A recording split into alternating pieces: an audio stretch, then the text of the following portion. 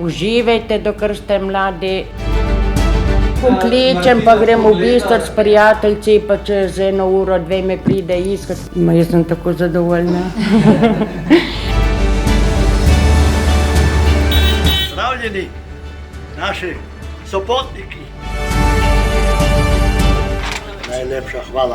Najlepša hvala za vse, ki ste tole organizirali. Jaz sem precej zadovoljen s tem vašim sopotnikom, zares, ker to je bilo potrebno. Sej seveda pridejo probleme, pridejo vzpone, pridejo padce, pridejo žalosti, pridejo veselje, vsega je, ne?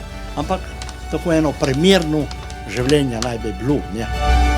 Pa srečno, pa zdravo drugo leto naprej, tako, da se še vidimo.